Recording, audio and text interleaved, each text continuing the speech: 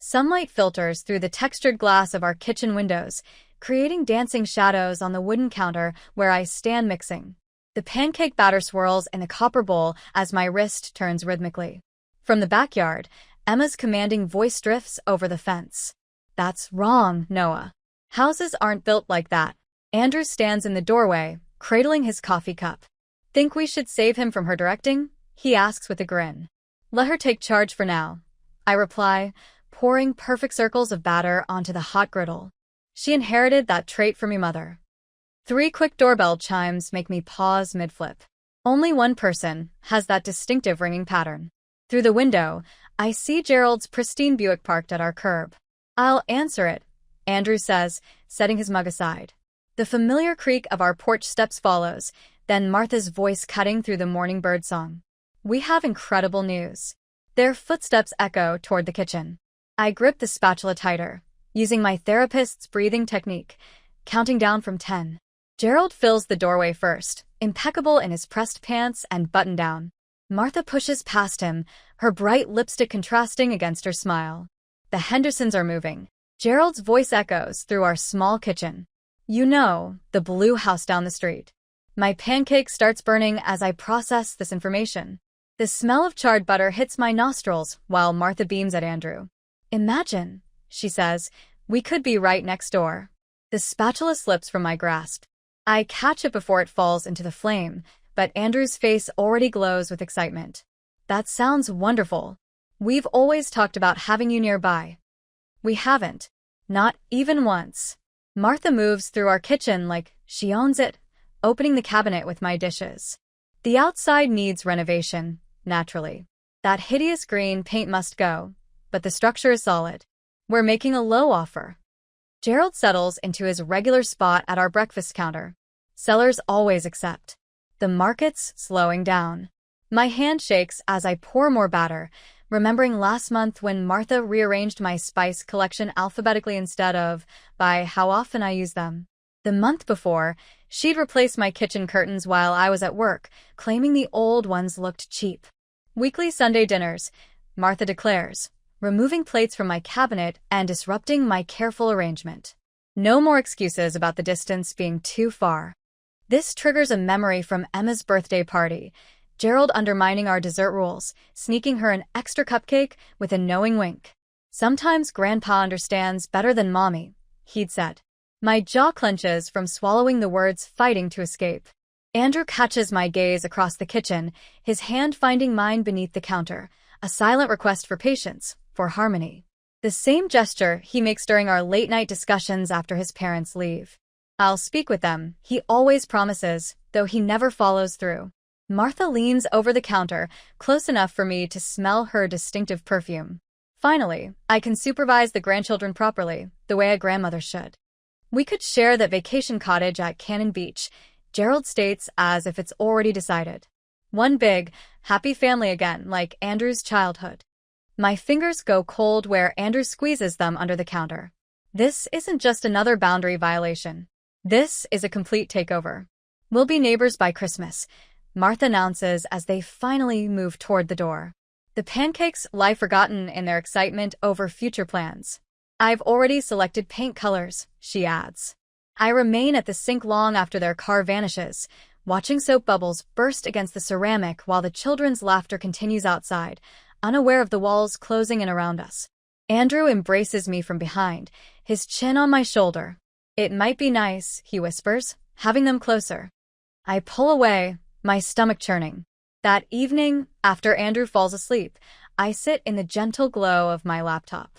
The separate bank account I've maintained since before our marriage shows back at me, $550,000. My security blanket, my freedom fund. My cursor hovers over Sarah Chen's contact information, the realtor who helped us purchase this house. I think about Martha's hands in my cupboards, Gerald's voice overriding our parenting decisions, the endless criticism disguised as helpful suggestions. Emma asked me recently why Grandma doesn't like my food. The question isn't whether I can afford to purchase that property. The question is whether I can afford not to. I scheduled a meeting with the real estate agent for the next day. I needed a solution immediately. The following morning, The Division Street Starbucks hums with typical morning activity.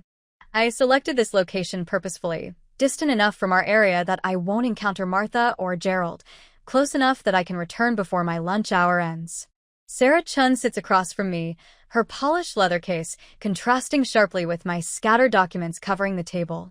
An LLC for residential real estate? Her eyebrow arches as she examines my paperwork. I push my coffee away, leaning back from the window. Complete confidentiality is crucial.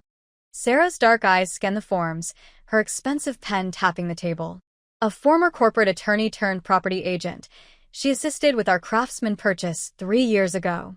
Then, I valued her thoroughness. Now, I'm depending on it. Your in-laws submitted their bid yesterday, she reveals, producing a folder while keeping her voice quiet. For $180,000 with extensive demands.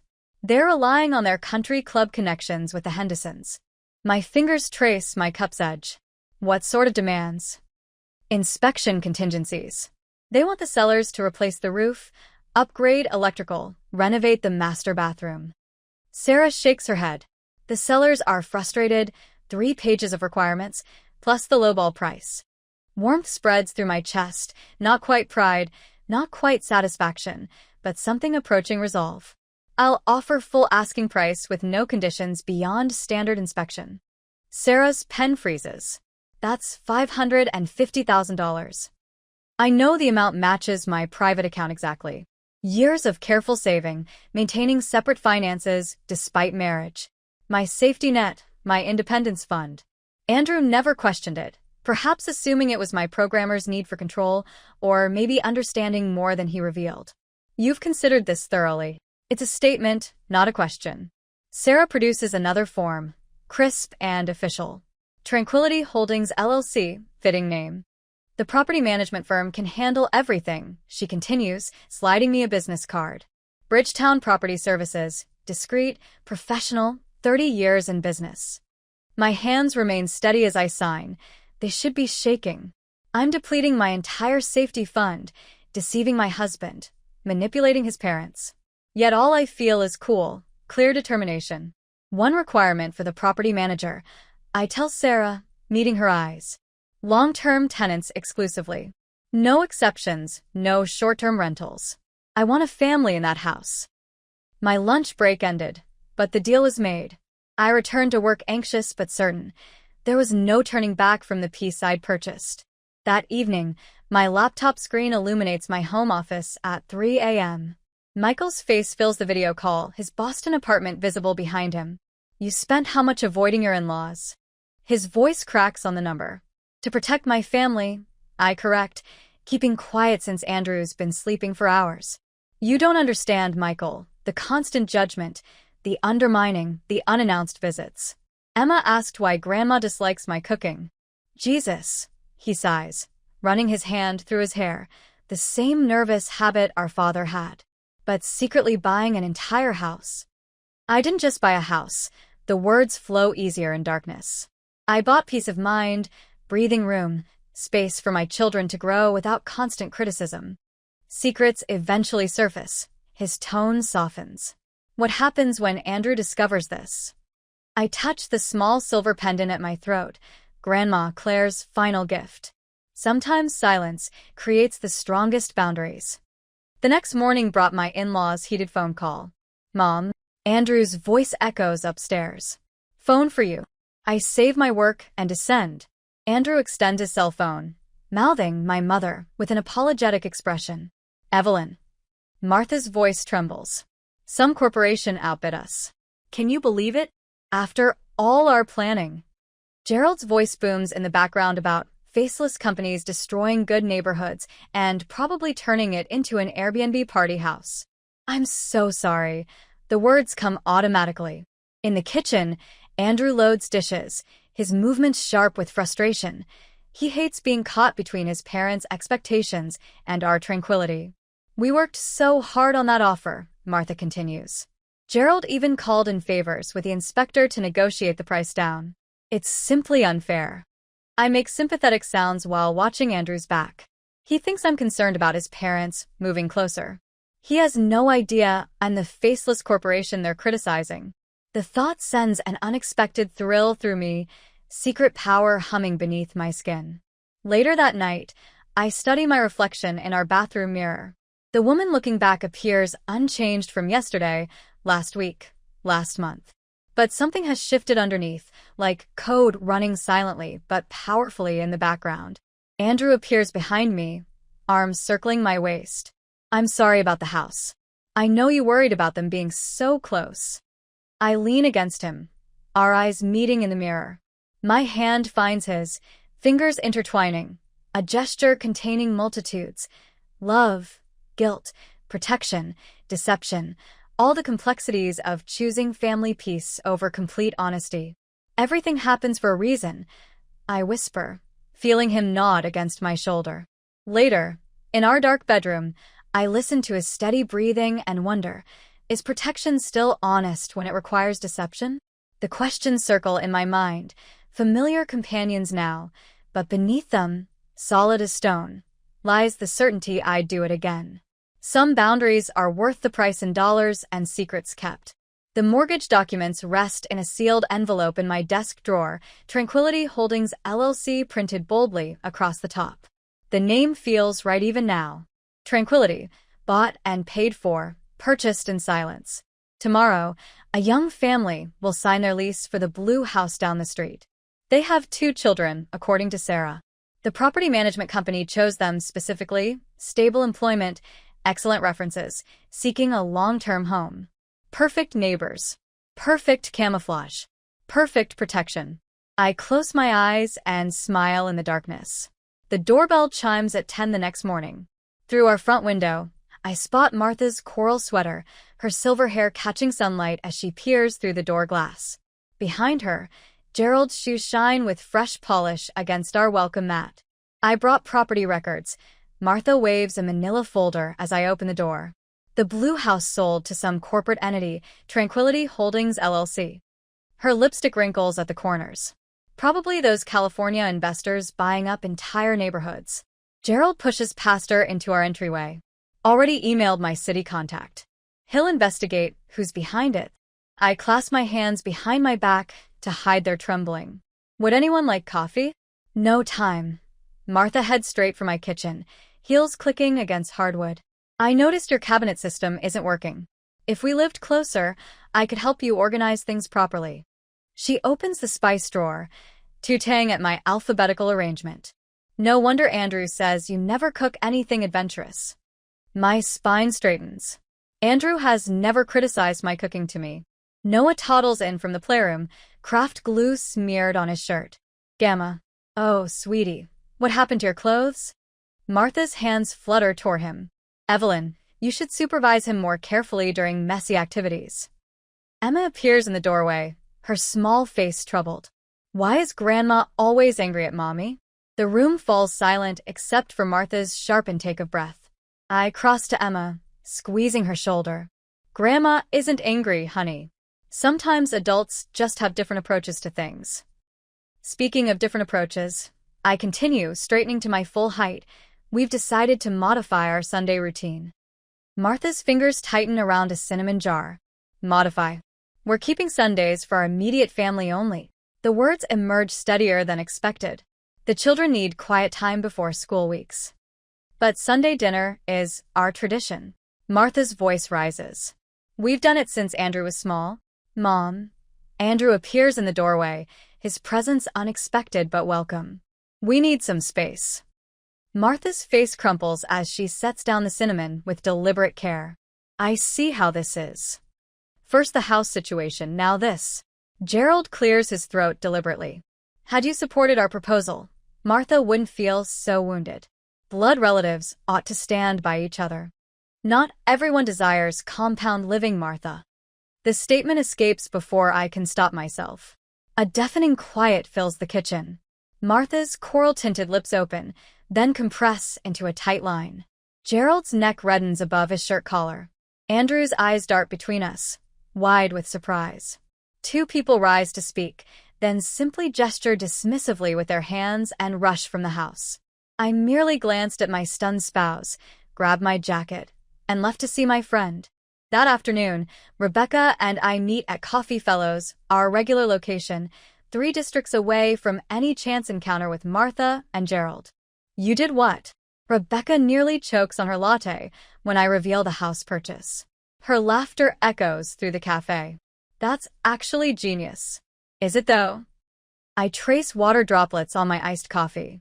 Sometimes I wonder if I'm being heartless. You're not being heartless. You're being tactical. Rebecca leans closer, her silver bracelets clinking on the table. Intelligent women wage quiet, effective battles. Consider how many limits you've established since acquiring that property. She's correct. At yesterday's dinner, I didn't leap up to collect dishes the instant Martha finished eating. When she criticized Emma's table manners, I remained quiet instead of immediately correcting my daughter's posture. You appear changed recently, Andrew mentioned after his parents departed. More resilient somehow.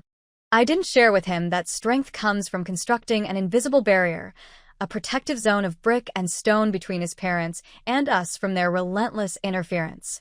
As weeks pass, the property management firm delivers monthly statements showing consistent rental revenue.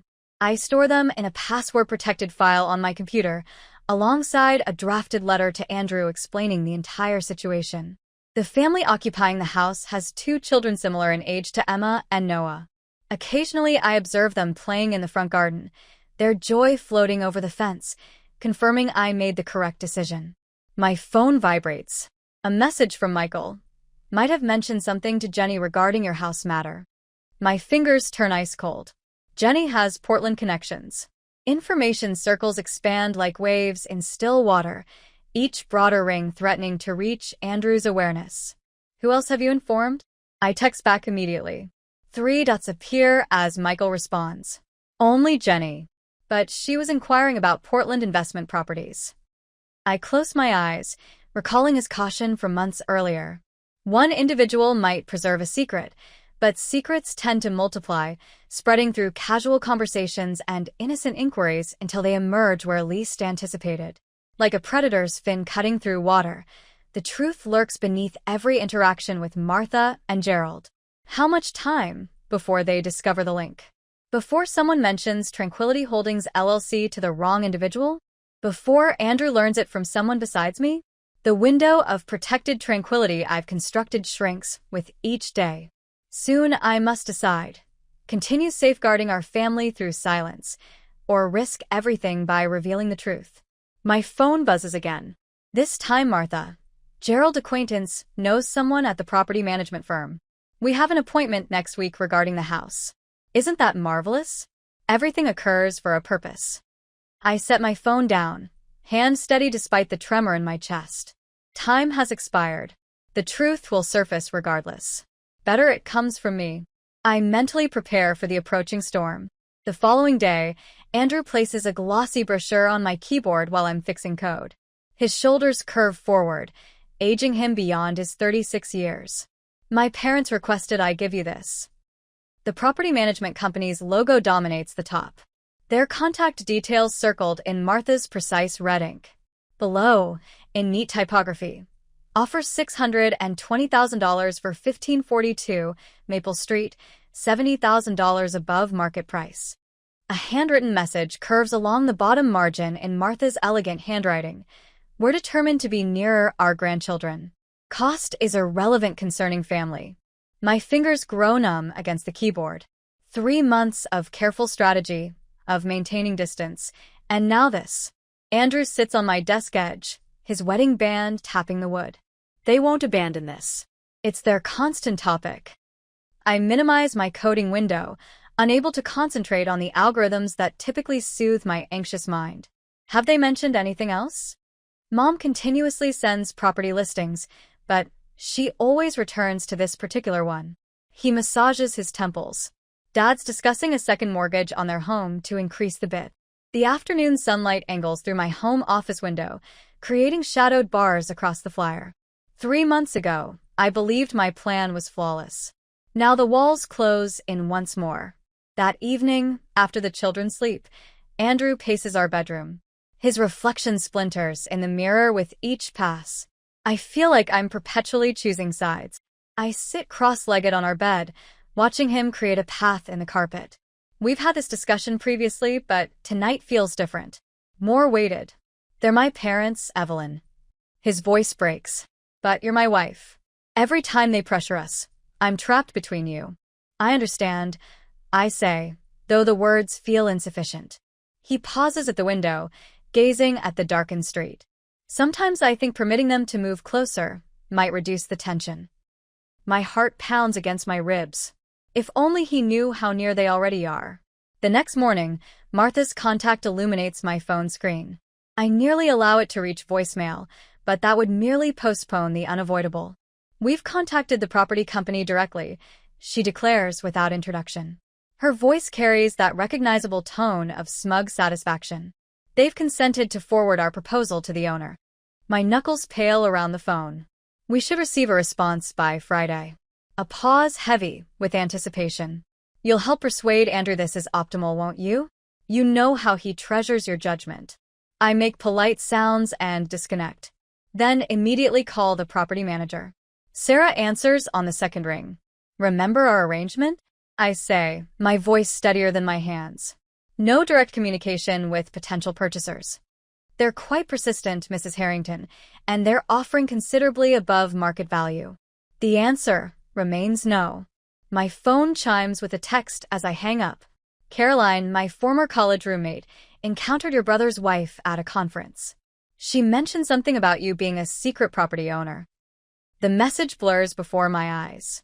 I've contained this secret for 3 months, but now it's spreading like liquid through paper. That afternoon, I drive past the blue house. 2 children play in the front yard, their laughter drifting across the peaceful street. The tenants' kids are approximately Emma and Noah's ages. In an alternative version of the story, Martha would be observing from that window, documenting every parenting decision I make. My fingers tap against the steering wheel. The burden of deception weighs against the peace these past 3 months have provided. When Andrew couldn't refuse them independently, I had to act for him. Protection sometimes demands difficult decisions. The property manager calls again the next day. Mrs. Harrington, I apologize, but they've become quite demanding. They're insisting on meeting the owner. Martha's voicemail arrives minutes later. We've arranged a meeting with the property manager. They've agreed to introduce us to the owner personally. Her voice drips with victory. I knew persistence would succeed. I enter the house, splash cold water on my face to calm my anxiety, then go to my home office. I sit staring at the folder I've kept secured in my desk drawer since the purchase. Inside, the property deed gleams with official seals. Tranquility Holdings LLC, my secret protection against chaos. But secrets have expiration dates.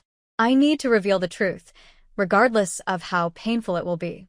That evening, I prepare Andrew's preferred meal, herb-crusted salmon with roasted fingerling potatoes. The children are having a sleepover with their cousins. The house feels too quiet, too empty, like a theater before the final performance. I place the folder beside his plate, its edges perfectly aligned with the placemat. Inside, along with the deed, rests my handwritten letter explaining everything. 3 months of protection, of calculated silence, of watching my husband gradually deteriorate under the pressure of divided loyalties. Some secrets protect, others destroy. I must tell him before someone else does. The garage door rumbles. Andrew's key turns in the lock. My hands steady themselves against the kitchen counter as his footsteps approach. Time's up. The phone rings during dinner preparation. I recognize Martha's ringtone. One Andrew programmed, so I'd always know to prepare myself. Sweetheart, please. Martha's voice carries through the speaker. You must assist us with this house situation. Andrew stands at the kitchen counter, phone pressed to his ear, shoulders hunched. I focus on dicing carrots, each cut precise and measured. The steady thunk of knife against cutting board nearly drowns out Martha's voice. Nearly. The property manager won't even consider our offer without meeting us first. A theatrical sniffle. If you reached out as a neighbor? Mom, I'm not sure if that's appropriate. Families should remain close. Gerald's voice booms in the background. Tell them you're their neighbor's son. That'll capture their attention. Andrew's eyes meet mine across the kitchen. I continue chopping, maintaining the rhythm. Thunk, thunk, thunk. I'll see what I can do, he says finally. My knife slips. A thin red line appears on my thumb, but I barely notice it. Hours later, after applying a bandage over the cut, I light the candles I purchased specially for tonight. The ones that smell like cedar and autumn leaves. The children are at the Pattersons for a sleepover, an arrangement that cost me 2 weekends of hosting their boys in return. The table setting appears too perfect. I adjust the fork beside Andrew's plate for the 3rd time, then slide the manila folder into position beside it. My handwriting on the front looks unfamiliar, each letter carved with careful precision. For Andrew. Andrew arrives at 6:45 sharp, as reliable as clockwork. His punctuality remains the one constant I can depend on. He freezes at the entrance, absorbing the flickering candles, wine glasses, and meticulously arranged table. What's happening tonight? Take a seat. I manage, my voice more controlled than anticipated. Please. He settles down, that puzzled grin still playing on his lips. Qu'on va on a weeknight. I remain silent. Words fail me. I simply observe as his gaze discovers the folder. What's inside this? Look through it. His movements are deliberate, as if handling explosives. Property documents. LLC papers. Lease contracts. Financial records. Everything arranged chronologically, my organized confession. His bewilderment deepens, then transforms. I witness the realization dawn. Comprehension strikes. His hands freeze on the documents. Tranquility Holdings, LLC.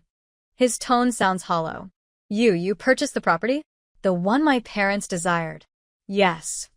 The admission barely escapes my throat. 3 months have passed. The quiet between us stretches taut like a wire ready to break. I brace for the inevitable snap. You couldn't trust me with this information. His wounded tone pierces deeper than any physical pain. All this while, as they've been. He halts, takes a difficult swallow. How could you hide this? This wasn't meant to harm them or you. My rehearsed explanation emerges jumbled. I acted because I couldn't bear watching them consume our existence. Not here. Not practically next door. So you simply invested $500,000 without my knowledge? Using my individual funds? Money I contributed to our marriage. That misses the point. You understand that. His chair grates backward. He rises, moving toward the window. We're meant to be a team. A team? Something within me snaps. Like how you teamed with me when your mother rearranged my kitchen repeatedly. Or when your father informed Emma that mommy's guidelines were meaningless because grandfather's authority superseded them. He pivots, and I watch the impact register. Every documented moment, every violated boundary. I failed to confront them. The admission comes haltingly. I place that weight on your shoulders. I composed this for you. I retrieve the letter from under the folder. 3 pages written the evening I submitted the house offer. Everything I couldn't vocalize. He accepts it, unfolding it with care, reading silently while I suspend breathing. Sometimes I feel like I'm suffocating, he recites. Every family dinner, every unexpected arrival, every harsh judgment disguised as concern. But I can't voice this because you care for them, because they're your family, because whenever I attempt to speak up, you give me that expression. The one pleading with me not to create conflict. The letter shakes in his grasp. I was completely unaware. He raises his eyes. Truly sesme. You've been enduring this isolation all along? This wasn't about dominance. My voice fractures. It was about tranquility. He returns to the table, sinking heavily into his chair. I should have recognized it. Should have intervened long ago. I extend my hand across the table. His fingers intertwine with mine, warm and reassuring. We can resolve this together now, I murmur. That's my purpose in revealing this. I can't bear this burden solo anymore. He examines the rental document with fresh perspective. The tenants there, they're content? Extremely. 2 children. Stable employment.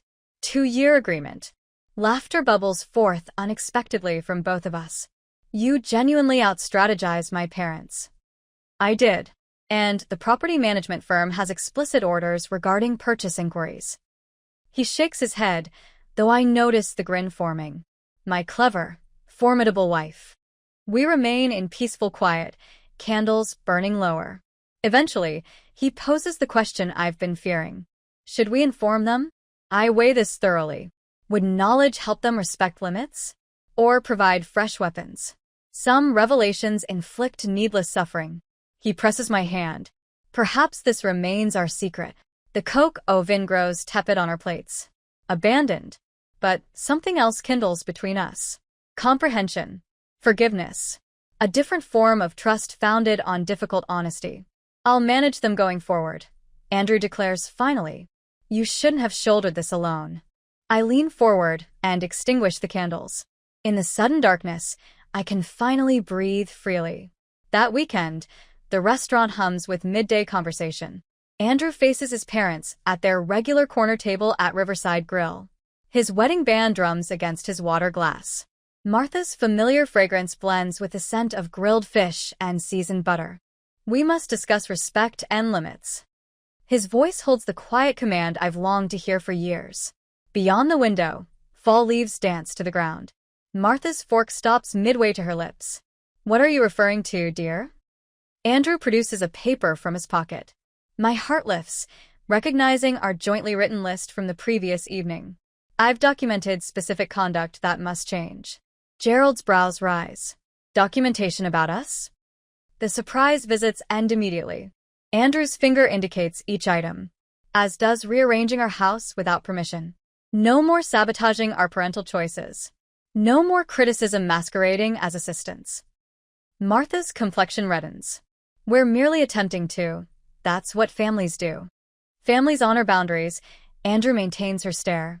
Or they forfeit the right to closeness. The transformation develops gradually, like winter ice thawing. Sunday meals become bi-weekly rather than weekly. Martha's phone calls begin with, "Is this convenient?" instead of immediate demands. The children's posture relaxes during grandparent visits, no longer anticipating corrections about their behavior or etiquette. I observe this change from my quiet space, contentment growing like the roses I planted last season. The roses Martha claimed would fail in that location now explode with scarlet flowers. 6 months pass. We assemble for Noah's celebration. Sunlight floods our kitchen as I place the homemade chocolate cake on the counter. Martha examines the slightly crooked icing, her mouth forming familiar disapproval. The decoration looks somewhat. That's unhelpful. Andrew's voice slices through the air cleanly. Silence fills the kitchen. Martha blinks, straightening her posture. You're correct. A slight smile appears. It appears wonderful, truly. Noah will adore it. Andrew meets my gaze across the space. Triumph sparkles between us like light dancing on waves. The blue house 2 doors away now shelters the Peterson family. Their children's joy blends with neighborhood sounds as they play games on the pavement. Martha and Gerald visit by appointment now. Their silver sedan no longer materializes unexpectedly in our drive. They discovered a condominium across town, near enough for comfort, distant enough for serenity. Some evenings, Andrew and I stroll past the house that might have altered everything. His hand discovers mine in the deepening twilight. Greatest investment we've made, he murmurs, and I detect the smile in his tone. The rental payments flow consistently into our children's education funds. When my brother Michael visits, he chuckles and inquires about my property portfolio while the kids play outside. The connection between Andrew and me has solidified like metal tested by flame, challenged by secrets, but ultimately united in protection. Recently, my friend Rebecca telephoned about her mother-in-law's planned move-in. I'm uncertain how to refuse without causing a family crisis. I gazed at the blue house during our conversation. Sometimes the gentlest boundaries prove strongest. You needn't raise your voice to be understood. Andrew has discovered his method of sharing our hard-earned knowledge. His colleague Tom battles family pressure regarding holiday arrangements. During lunch breaks, Andrew guides him through establishing limits. This isn't about victory, he explains to Tom. It's about safeguarding what's most precious. Tonight, Andrew and I occupy our porch swing, watching the neighborhood transition into evening shadows. The blue house radiates warmth in the distance. Children's bicycles dot front yards as parents summon them for supper. Martha and Gerald's vehicle passes by, brake lights blinking as they wave farewell after a pleasant visit. The swing rocks softly beneath us. My head settles against Andrew's shoulder as initial stars emerge above the rooftops. This wasn't retaliation, I whisper into the approaching dusk. This was protection in its most genuine form. Andrew's embrace tightens around me.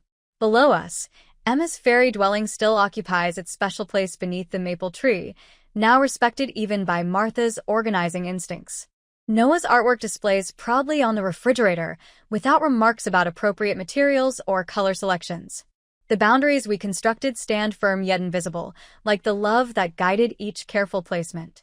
Sometimes quietness communicates more than speech. Sometimes harmony arrives not from our words, but from our thoughtful actions.